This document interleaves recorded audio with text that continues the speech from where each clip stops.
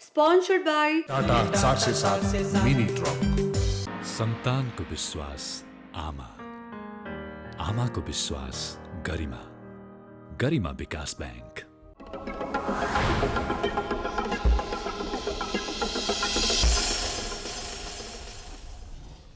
नमस्कार, यो AP news खबरको संकेत हो।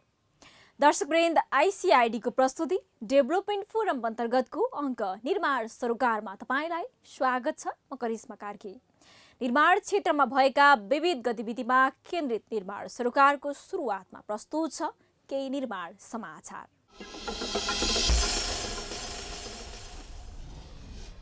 नेपालको श्रम बजारलाई व्यवस्थित बनाउने उद्देश्य सहितको परियोजना कार्यान्वयन गर्न नेपाल उद्योग वाणिज्य महासंघ र ब्रिटिस काउन्सिलबीच भएको सम्झौता कार्यान्वयनका लागि साझेदार संस्थाहरूबीच सम्झौता पत्रमा हस्ताक्षर भएपछि सो सम्झौता अनुसार सुदूरपश्चिम प्रदेश स्तरीय कार्यक्रम शुभारम्भ भएको छ।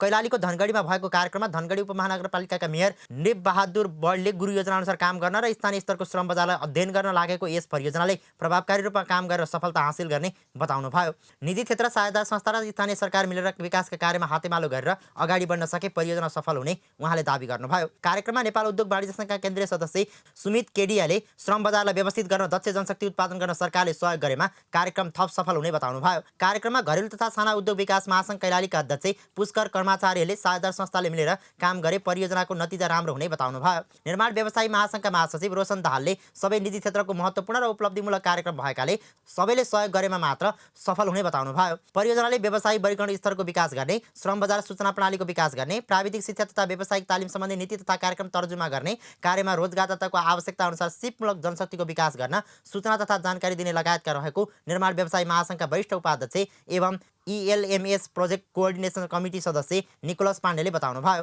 परियोजनाले कृषि, निर्माण र पर्यटनमा सहयोगी भूमिका खेल्नेछ। नेपाल सरकारबाट स्वीकृत यस परियोजनाको कार्यावधि 14 महिना रहनेछ। परियोजनाको कुल लागत 17,90,11,733 रुपियाँ हुनेछ।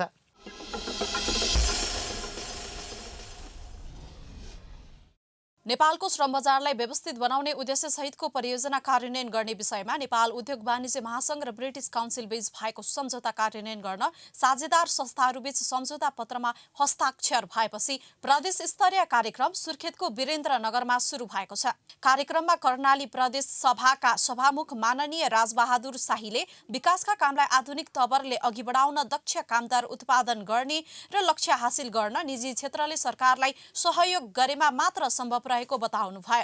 कार्यक्रममा नेपाल उद्योग वाणिज्य महासंघका केन्द्रीय सदस्य कमान बहादुर खड्काले श्रम बजारलाई व्यवस्थित गर्न, दक्ष जनशक्ति उत्पादन गर्न र निजी क्षेत्रलाई दक्ष कामदार उत्पादनमा सरकारले सहयोग गरेमा कार्यक्रम सफल हुने बताउनुभयो।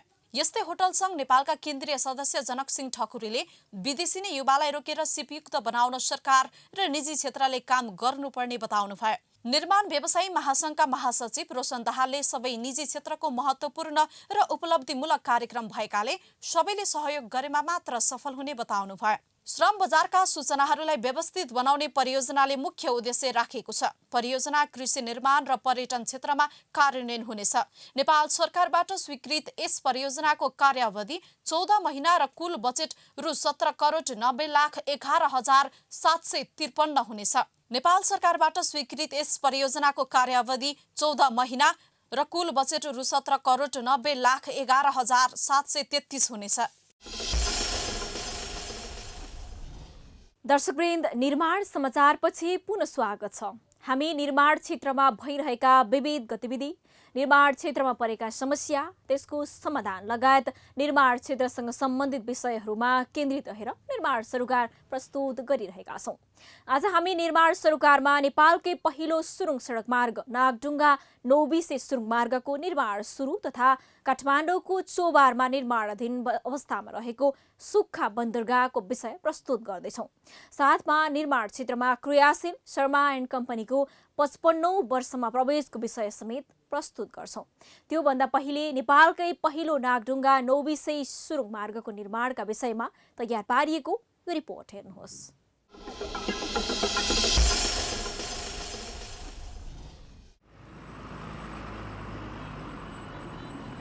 साँपो र सडक सवारी साधनको बढ्दो चाप नागढुङ्गा सडक मार्गमा घण्टौसम्मको ट्राफिक समस्याका कारण सबै यात्रु आजित छन्। तर नेपालकै पहिलो सडक सुरुङ मार्ग नागढुङ्गा सुरुङ मार्ग बनेपछि यहाँ ट्राफिक समस्या त कम हुन्छ नै, सहज र सुरक्षित सडक यात्राको अपेक्षा समेत गरिएको छ।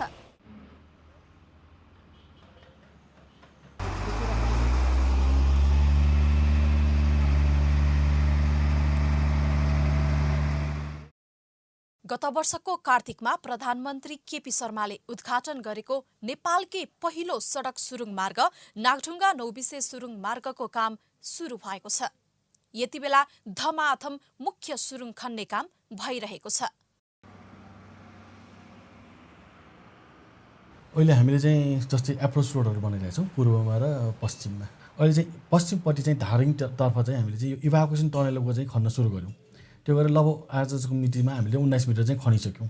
अब सोइलको पार्ट सिद्धिएको छ, अब चाहिँ रक सुरु भएको छ। त्यहाँबाट अब चाहिँ हामी ड्रिलिङ पनि सुरु गर्छौँ। त्यहाँ ड्रिलिङ गरेर ब्लास्टिङ गरेर पनि सुरु गर्छौँ हामी त्यहाँनिर।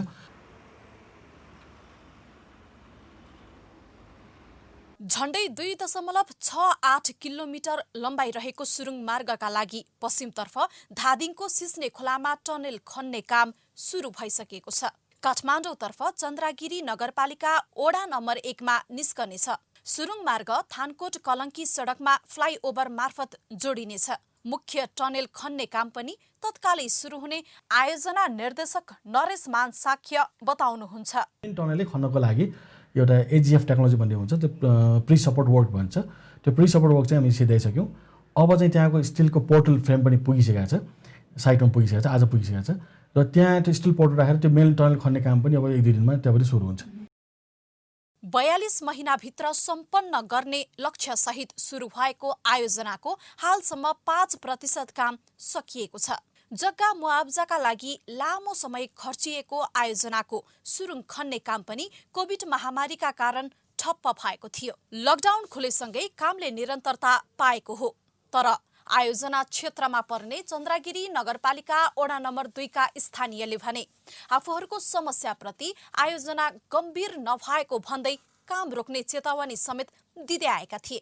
आफूहरू विकास विरोधी नभएको, तर सुरुङ निर्माणले खानेपानी र सिँचाइमा पर्ने प्रभावप्रति पूर्व शर्त अनुसार व्यवस्था हुनुपर्ने ओडावासीले माग राखेका छन्। यहाँका मान्छे चाहिँ भोलि अहिले जुन रूपमा चाहिँ निःशुल्क उपभोग गर्दै आएको पानी चाहिँ एकदम महँगोतिर खान पर्ने, कुनै पनि आफ्नो चाहिँ जग्गा जमिनमा कुनै पनि खेती किसानी गर्न नपाउने स्थिति भयो भने त्यो चाहिँ अवश्य नै त्यो चाहिँ यहाँको स्थानीयवासीले ठुलो क्षति हुने अवस्था हुन्छ। त्यसकारण भोलि चाहिँ अब यो आयोजनाले यो यहाँको चाहिँ जनताको जायज मागहरू सुनवाई भएन भने पक्कै पनि सङ्घर्षको कार्यक्रमहरू चाहिँ अगाडि आउँछ भन्ने छ। हामीलाई चाहिँ एकदमै खुसी लागिरहेको छ। अनि यो चाहिँ यो राष्ट्रिय गौरवको योजना जुन यो सुरुङ मार्ग सञ्चालन हुन लागिरहेको छ। अनि यो खुसी सँगसँगै यहाँको स्थानीय बासिन्दाहरूको एउटा आवाज पनि उठिरहेको छ हैन। अब यो सुरुङ मार्ग बनिराख्दाखेरि यहाँ पिता पुर्खादेखि खाइरहेको उहाँको खानेपानीको सुविधाहरू, सिँचाइहरू सुक्ने अवस्थाहरू हुन सक्छ। अनि उहाँहरूले भन्यो भने अब फ्रीमा खाइराख्नु भएको यो खानेपानीहरू चाहिँ अब यो आयोजनाले गर्दाखेरि सुक्ने हो कि? राष्ट्रिय गौरवको योजनामा कसैको पनि विरोध छैन, एकदम राम्रो कुरा हो। 2 नम्बर चरणपा 2 लाई एकदम प्रत्यक्ष असर पर्ने भएको हुनाले जनताका मागहरू पनि धेरै जायज कुरा छन्। र त्यहाँ पनि काम गर्ने मान्छेदेखि लिएर पनि धेरै घरहरू नोक्सान भएको हुनाले पनि स्थानीयवासीलाई पनि त्यसमा काममा समावेश गरियोस् भन्ने पनि यो हामीहरूको माग पनि यथावतै गरिरहनु भएको छ। तर पनि के भने यो पानीका मुहानहरू सुक्दै जाने हुनाले यो स्थानीयवासीहरूको चाहिँ यी मुहानहरूको र संरक्षण पनि बेलामै होस्, संरक्षण राम्रो होस् भनेर उनीहरूको प्रत्यक्ष असर पर्ने भएको हुनाले स्थानीयवासीहरूको यो मागहरू जायज छ। ओडालाई विशेष प्रभावित क्षेत्र घोषणा गर्दै सरकारले विकासका प्याकेजहरू उपलब्ध गराउनु पर्ने ओडावासीले माग राखेका छन्। यता सुरुङ मार्ग आयोजनाले भने उल्टै ओडाका प्रतिनिधिले हरेक पटक नयाँ मागहरू राख्दै आउने गरेको आरोप लगाएको छ। यद्यपि ओडाको उचित मागको सम्बोधनका लागि सक्दो प्रयास गरिएको र यसबाट निर्माण प्रभावित नहुने आयोजना निर्देशक साक्यको दाबी छ। जतिसम्म हामीले एड्रेस गर्न सक्छ एड्रेस गरेका छौँ त्यसलाई चाहिँ र उहाँहरू मान्नु पनि भएको छ भने एउटा 2 नम्बर वडामा मात्र हामीले अलिक समस्या भएको थियो र त्यहाँ चाहिँ अलि उहाँहरूको डिमान्डलाई पहिल्यै उहाँहरू एड्रेस गरेर हामी गरिसकेको डिमान्ड उहाँको अलिकति डिमान्ड बढ्दै गएकोलाई चाहिँ जति हामी प्रोजेक्टलाई मिट गर्न सक्ने हो त्यसलाई हामीले चाहिँ मिट गरिदिउँ र हामीले मिटै गर्न नसक्ने चिजलाई मात्र हामीले चाहिँ त्यसमा चाहिँ सम्बोधन सकेनौँ र त्यही विषयमा उहाँले अलिक विरोध गर्नुभएको थियो तर अहिले चाहिँ उहाँहरू पनि आज त्यो पनि उहाँले चाहिँ लगभग डिस्टर्बेन्स चाहिँ अहिले नगर्ने भन्ने चाहिँ उहाँको पनि कुरा आएको छ। जापान सरकारबाट 16 अर्ब ऋण र नेपाल सरकारको आफ्नै 6 अर्ब गरी कुल 22 अर्ब 50 करोडमा नागढुङ्गा नौबिसे सुरुङ मार्ग बन्दैछ। सुरुङ निर्माणको जिम्मा जापानी कम्पनी हाजमा इन्डोले पाएको हो। नेपाल सरकारसँग भएको सम्झौता अनुसार नै काम भइरहेको आयोजनाको दाबी छ। महामारीले निर्माणमा ढिलाइ भए पनि लक्ष्य अनुसार समयमै आयोजना सम्पन्न गर्न अहिले डबल शिफ्टमा काम भइरहेको छ। आयोजना अन्तर्गत चन्द्रागिरी नगरपालिका भित्रका वडा 1, 2, 3 र 5 का भूभागहरूमा टनेल र फ्लाइओभर बन्नेछन्। झण्डै 22 अर्ब 50 करोड बजेटमा बन्दै गरेको नागढुङ्गा नौबिसे सुरुङ मार्गले स्थानीयको अवरोध नभए अहिलेकै गतिमा 2023 अप्रिलसम्म काम सम्पन्न गर्ने दाबी गरेको छ।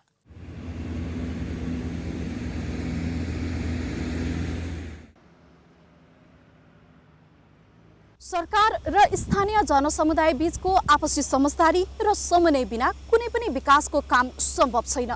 अझ राष्ट्रिय गौरव आयोजनाप्रति दुवै पक्ष अति संवेदनशील हुन आवश्यक छ। क्यामेरा पर्सन अमरदीप श्रेष्ठका साथ सृजना राई, नागढुङ्गा।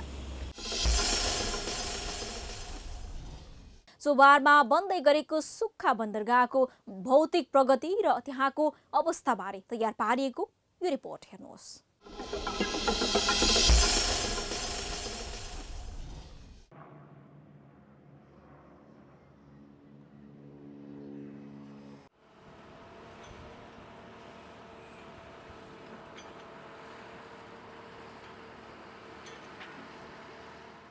यो दृश्य हो काठमाडौँको चोबारमा निर्माणाधीन अवस्थामा रहेको सुक्खा बन्दरगाह। वीरगञ्ज नाका हुँदै काठमाडौँ आउने आपूर्तिवाहक सवारीहरूका कारण वीरगञ्ज भन्सार चेकिङमा भिडभाड र ओभरल्यापिङको समस्या धेरै छ। यही समस्यालाई मध्यनजर गर्दै काठमाडौँमै भन्सार चेकिङको व्यवस्था गर्ने उद्देश्यसहित चोबारमा सुक्खा बन्दरगाह निर्माण गरिँदैछ। झन्डै 2 वर्ष अघिदेखि सुरु भएको सुक्खा बन्दरगाहले उत्तरतर्फको नाका रसुवा र तातो पानीबाट भित्रने आपूर्तिको भन्सार चेकिङलाई समेत सहज हुने अपेक्षा गरिएको छ। यो काठमाडौँ सुक्खा बन्दरगाहले हामीलाई जेनरली यो वीरगञ्जमा जस्तै आपूर्तिहरू काठमाडौँमा सबैभन्दा बेसी आपूर्ति हुने नै काठमाडौँमा हो। यो भनेको वीरगञ्ज नाका हुँदै आउँछ। वीरगञ्जको कन्टेनरहरू, वीरगञ्जबाट ट्रक आउनेहरू ती सबै काठमाडौँ हुने हो। यो काठमाडौँ आइसिडी बनिसके पश्चात भन्सार चेकिङ काठमाडौँमै गर्ने योजना छ हाम्रो। किनभने भन्सार चेकिङ अहिले वीरगञ्जमा भएर फेरि काठमाडौँ आउने गर्छ, तर त्यसको ल्यापिङ टाइम वीरगञ्जमा चेक इन पोइन्ट जुन अहिले वीरगञ्जमा धेरै यो कन्टेनरहरूको भिडभाड भएको छ त्यसलाई कमी चाहिँ यो काठमाडौँ आइसिडीले गर्छ। र यो उत्तरतिरको नाका जुन हाम्रो रसुवा र तातो पानी भएर 2 ठाउँको नाका आउँछ र त्यहाँको पनि चेक इन हाम्रो काठमाडौँमै हुने भएकोले त्यहाँको पनि भन्सारहरू सहजीकरण गर्ने हाम्रो योजनाको अनुरूप यो काठमाडौँ आइसिडी बनेको। हाम्रो मेन योजना भनेकै काठमाडौँको लागि जति पनि आपूर्ति हुन्छन् त्यसको चेक जाँच भन्सार अफिस यहीँ राख्ने गरी योजना बनाएको छौँ। लगभग 260 रोपनी क्षेत्रफलमा निर्माण हुँदै गरेको चोबार सुक्खा बन्दरगाहमा 360वटासम्म ट्रक अट्नेछन्।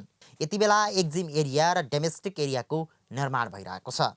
तर अगस्त 2018बाट काम सुरु गरिए पनि समयमै काम सम्पन्न हुन सकेन। स्थानीयको अवरोधका कारण 6 महिनासम्म निर्माण अवरुद्ध भएको थियो। महामारी र लकडाउनका कारण पनि केही महिना काम ठप्प भयो। लकडाउन हटे पनि श्रमिकको अभाव हुँदा निर्माणले गति लिन सकिरहेको थिएन। अहिले निर्माणको गति पुनः लयमा फर्किएको नेपाल इन्टरमोडल यातायात विकास समितिका निर्देशक युवक डङ्गोलले जानकारी दिनुभयो। यो कन्ट्र्याक्ट हामीले 2 भागमा भागबन्द गरेको छौँ, पार्ट ए र पार्ट बीमा। पार्ट एमा हाम्रो इन्टरनेसनल कन्ट्र्याक्ट बिडिङ आइसिबी भन्छौँ र पार्ट बीमा एनसिबी भन्छौँ। जुन मुख्य सुक्खा बन्दरगाह बनिरहेको भित्री क्षेत्रको काम कारबाहीहरू सबै यो आइसिबी कन्ट्र्याक्टले गरिरहेको छ र एसेसरी जुन आइसिबी भन्दा बाहिरको 5वटा भवनहरू यो एनआइटिडिबी अफिस र कस्टम क्वार्टरहरू यिनीहरू चाहिँ एनसिबी प्याकेजमा परेको छ र आइसिबीमा मुख्य हाम्रो यो सकिने काम सुरु हामीले अगस्त 2018 देखि गरेको थियौँ, तर त्यसमा अब विभिन्न जस्तै स्थानीयको अवरोधको कारण हामीले टोटल्ली 6 महिना काम त सुरु गर्नै सकेनौँ र त्यसको लागि हाम्रो मन्त्रालय स्तरीय उपसमिति गठन भएर गुनासो सुनवाईको कामहरू अगाडि बढाइकन बल्ल हामीले काम सुरु गऱ्यौँ र काम सुरु गरे पश्चात बिचमा यो 6 महिना जुन टोटल्ली बन्द भयो त्यसमा पहिलो पटक हामीले म्याद थपियौँ, 6 महिना म्याद थपियौँ र रिसेन्टमा हामीले अघिल्लो वर्ष चैतको 76 चैतमा कोभिडको कारणले पनि यो प्रोजेक्टलाई असर गर्यो र यो प्रोजेक्टमा यो कोरोनाको कारणले कामदारहरू जुन कोरोनाभन्दा अगाडि करिबन 280 देखि 300 जतिको कामदारहरू काम गरिरहेको साइटमा एकैचोटि लगभग 15-20 जना मात्रै कामदार हुने गरी सबै घर गए कोरोनाको कारणले। अब ती कामदारहरू फर्काउनलाई हामीलाई धेरै गाह्रो भयो यो प्रोजेक्टमा। अब अहिले चाहिँ करिबन 250 देखि 280 को हाराहारीमा काम गर्नेहरू कामदार भइरहेका छन्।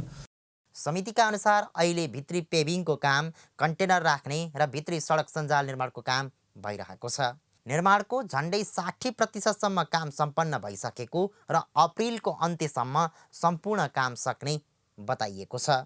मेन अहिले काम त्यहाँ भएको भनेको मुख्यतया पेभिङको कामहरू भएको छ, जुन कन्टेनरहरू राख्ने, सडकहरू भित्री सडकको कामहरू र मेन सडकलाई एलाइन गर्ने सडकको कामहरू भइरहेको छ र यो काम भनेको हाम्रो प्रोग्रेसमा अहिलेको फिजिकल प्रोग्रेस भनेको करिबन 58 देखि 60% को हाराहारी छ। चाँडो काम सम्पन्न गर्नकै लागि सबै पक्षको सहकार्यमा निरन्तर अनुगमन र रिपोर्टिङको काम भइरहेको निर्देशक डङ्गोलले बताउनुभयो।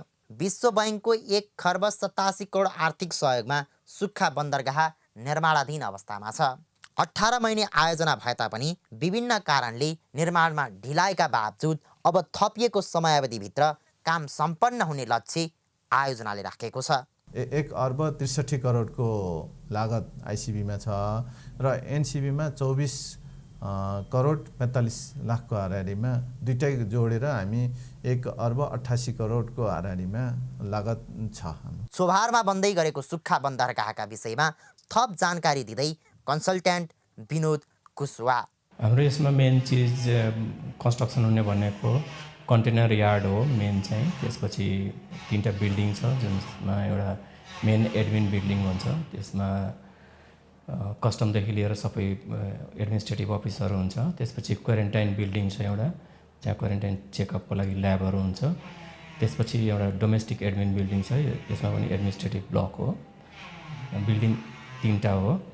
त्यसपछि हाम्रो गोदामघर 3टा छ, जसलाई हामी इङ्ग्लिसमा पिइबी भन्छौँ, प्री इन्जिनियर्ड बिल्डिङ।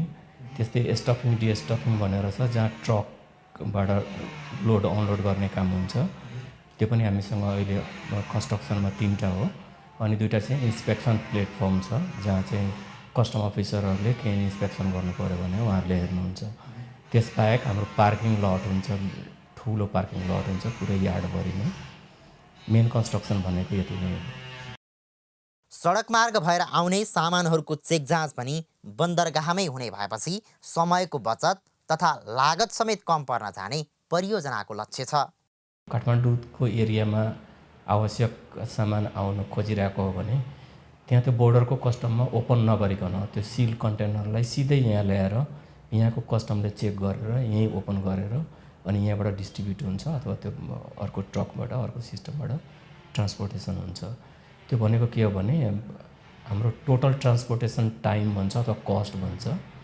जस्तो अब हामी कलकत्ता पोर्टबाट सामान ल्याइरहेछौँ भने एक्जाम्पलको लागि त्यो सामान अब जस्तो बोर्डरमा जस्तो वीरगन्ज बोर्डर अथवा बोर्डरबाट इन्ट्री भयो भनेपछि त्यहाँ चेक गर्न थालेर अनि त्यहाँ क्युमा बस्नुपर्छ, त्यहाँ टाइम लाग्छ, कस्टमले हेर्छ, फेरि अब उसले इन्सपेक्ट गर्न खोज्यो भने त्यो पुरै सामान त्यहाँ झिक्नुपर्ने हुनसक्छ। त्यो गरेर कस्ट पार्ट चाहिँ हेभी हुन्छ। अनि सिधै यहाँ आउँदाखेरि उतातिर केही पनि गर्नु परेन, इन्ट्री मात्रै हुन्छ त्यहाँ। यहाँ आउँछ, यहाँ इन्सपेक्ट हुन्छ, यहाँ ओपन हुन्छ। त्यो भनेको कस्टलाई इफेक्टिभ हो, टाइम पनि घट्छ, कस्ट पनि घट्छ। निर्माणाधीन अवस्थामा रहेको सुक्खा बन्दरगाह निर्माणको काम नेपाली निर्माण कम्पनी आशिष जेबी र चिनिया सान्चीले गरिरहेको छ।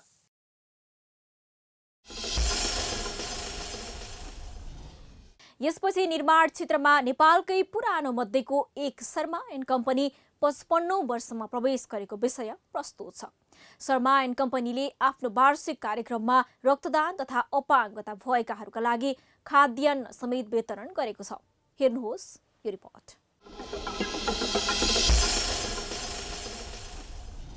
विक्रम सम्वत 2022 सालमा स्थापना भएको शर्मा एन्ड कम्पनीले निर्माण क्षेत्रमा गत पुस 22 गते 54औं वर्ष पार गरी 55औं वर्षमा प्रवेश गरेको छ।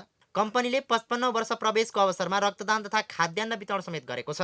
करिब 100 जना भन्दा बढीले कार्यक्रममा रक्तदान गरे भने 150 जना भन्दा बढीलाई खाद्यान्न वितरण गरिएको थियो। कम्पनीका सम्बन्धमा जानकारी दिँदै कम्पनीका निर्देशक रमेश शर्मा, शर्मा एन्ड कम्पनी इस्वी सम्वतले 1966 अथवा नेपाली 2022 सालमा स्थापना भएको कम्पनी हो। मेरो जो यसका हालका पनि अध्यक्ष हुनुहुन्छ अथवा मेरो पूजनीय पिताजी श्री राधाकृष्ण शर्माज्यूले त्यो बेला केही सानोतिनो ठेक्कापट्टा गर्ने सिलसिलाबाट यसलाई सुरु गर्नुभएको हो। तर नेपाल एउटा विकासोन्मुख देश, यसमा यो विकासको चरम यसको आवश्यकता छ भन्ने महसुस गरेर 37 सालमा यसलाई प्राइभेट लिमिटेड कम्पनी बनाएर यसलाई अगाडि बढेको छ। यो कम्पनी पहिला बिल्डिङमा र सिँचाइमा केही काम गर्थ्यौँ भन्यो भने अहिले हामी बाटोघाटो इन्फ्रास्ट्रक्चर सबै क्षेत्रमा चाहिँ हामीहरू सक्रिय रूपले अगाडि बढेर मलाई लाग्छ आज 55औं वर्ष पुग्ने अवस्थामा राम्रो एउटा गुडविलको साथमा काम गरिरहेको जस्तो अनुभव छ। निर्माण क्षेत्रमा यावत चुनौतीहरू रहेको तर त्यस चुनौतीको सामना गर्दै अघि बढेको हुनाले 55औं वर्षसम्म आउन सफल भएको निर्देशक शर्माले बताउनुभयो। निर्माण क्षेत्रमा केही खाले विकृतिहरूले पनि व्यावसायिक धुमिल भएको बताउनुभयो। यो नयाँ साथीहरू हामी नै 5 वर्षमा शर्मा बन्न पर्यो अथवा 5 वर्षमा लामा बन्न पर्यो भनेर भएन। उहाँहरू धैर्यताका साथ हामीले एउटा घर बनाउने भने जग बलियो बनाउँदै जानु पर्यो। जग बलियो बनायो भने त्यो घर कहिले पनि ढल्दैन। जग यदि बलियो बनाउन सकेनौँ भने त्यो घरको भविष्य छैन। समृद्ध राष्ट्र निर्माणका लागि निर्माण क्षेत्रले अहम भूमिका खेलेको निर्देशक शर्माले बताउनुभयो। आगामी पुस्ताका लागि काम गर्ने अवसर यस क्षेत्रमा व्यापक मात्रामा रहेको उहाँले बताउनुभयो। कम्पनीमा 47 वर्षदेखि विभिन्न पोस्टमा बसेर निरन्तर काम गर्दै आएका रमेश प्रसाद सुवेदीले निर्माण क्षेत्रलाई व्यवसायीकरण गर्न शर्मा एन्ड कम्पनीले भूमिका खेलेको बताउनुभयो। निर्माण क्षेत्रमा जुन पहिले सुरुमा हामी लाग्दाखेरि अथवा सुरुको स्थितिमा निर्माण क्षेत्र भनेर केही पनि थिएन। निर्माण क्षेत्र खास गरेर भने अव्यालित क्षेत्र थियो र हामीले नै शर्मा एन्ड कम्पनीमा नै बसेर शर्मा एन्ड कम्पनीबाट हाम्रो चेयरम्यान साहबको गाइडेन्समा हामी निर्माण व्यवसायलाई व्यावसायिक रूपमा लानुपर्छ भनेर व्यवसायिक हिसाबले व्यवसायीकरण गर्दै गर्दै आफूले जे ज्ञान बुद्धि सिकिएको थियो र नेपालको परिस्थिति अनुसार नेपालको ठाउँ अनुसार हामीले त्यसलाई डेभलप गरी हामीले यो स्थितिमा शर्मा एन्ड कम्पनीलाई डेभलप गर्न पनि खोज्यौँ र निर्माण क्षेत्रलाई पनि जुन अहिले पनि साथीहरू के हुनुहुन्छ भने निर्माण क्षेत्रलाई नभनिकन एउटा झोले ठेकेदारको रूपमा डेभलप गर्नुभएको छ। हामीले सुरुदेखि नै त्यसलाई विरोध गरी त्यस्तो गर्नु हुँदैन, निर्माणलाई एउटा व्यावसायिक हिसाबबाट संस्थागत हिसाबबाट लानुपर्छ भन्ने सुरुदेखि नै हाम्रो मानसिकता डेभलप भयो र हामीले त्यही अनुसार नै हामीले त्यसलाई अहिले प्रारूप दिएर अहिलेसम्म हामीहरू डेभलप गरेका छौँ। पहिलेको समयमा हजुरबाले निर्माण व्यवसायमा हात हाल्दा चुनौती प्रशस्तै भएको भए पनि अहिले बिस्तारै प्रविधिका कारण सहज भएको तर हेर्ने नजरमा अझ परिवर्तन नआउँदा काम गर्न सहज वातावरण नबनेको शर्मा एन्ड कम्पनीका इन्जिनियरको भूमिकामा काम गरिरहेका सौरभ शर्माले बताए। बुवा अलि बढी एक्टिभ हुँदा धेरै कथाहरू पनि सुनिन्थ्यो। त्यो हुन्थ्यो अब त्यति बेला न तपाईँको मिसिन इक्विपमेन्ट भन्ने हुन्थ्यो, मिक्सर पनि हुँदैन, त्यो हातले घोल्दै तपाईँको मसला चाहिँ जुन ढलान गरिन्थ्यो त्यो पनि अहिले जुन हिसाबले प्रविधि फेरेर आएको छ र विकास भएको छ यो त एक हिसाबमा यो आश्चर्यचकित छ। नेपालले पनि अरू विश्वमै समात्ने हिसाबले गइरहेछ। सबैको साथले मेरो भरोसा छ कि हामी पक्कै पनि निर्माण यो फिल्डमा र यो भौतिक विकास को यो फिल्डमा चाहिँ मलाई लाग्छ कि नेपालले पनि अरू देशहरूसँग पक्कै पनि चाँडै कम्पिट चाहिँ गर्न सक्छ। एक हिसाबमा निर्माण व्यवसायको जुन नामले गर्दाखेरि काम गर्न गाह्रो भइरहेछ। जस्तै तपाईँको लोकलले दिने इस्युज, तपाईँको यो जुन पोलिटिकल इन्स्टेबिलिटीले आउने यताबाट प्रेसर यो त्यो एक हिसाबमा हेर्दाखेरि हाम्रो गभर्मेन्टमा भइरहेको जुन अलिअलि करप्सन छ यो कारणले गर्दाखेरि यसले चाहिँ पक्कै पनि बाँध चाहिँ पुर्याइ नै रहेको हो, गाह्रो पारि नै रहेछ। कार्यक्रममा अपाङ्गता भएकाका लागि खाद्यान्न तथा रक्तदान कार्यक्रम भएको थियो। शर्मा एन्ड कम्पनीले अझ बढी उत्साहका साथ देशको भौतिक निर्माणमा अझ बढी सशक्त भएर काम गर्न सकोस्। हाम्रो तर्फबाट पनि शुभकामना।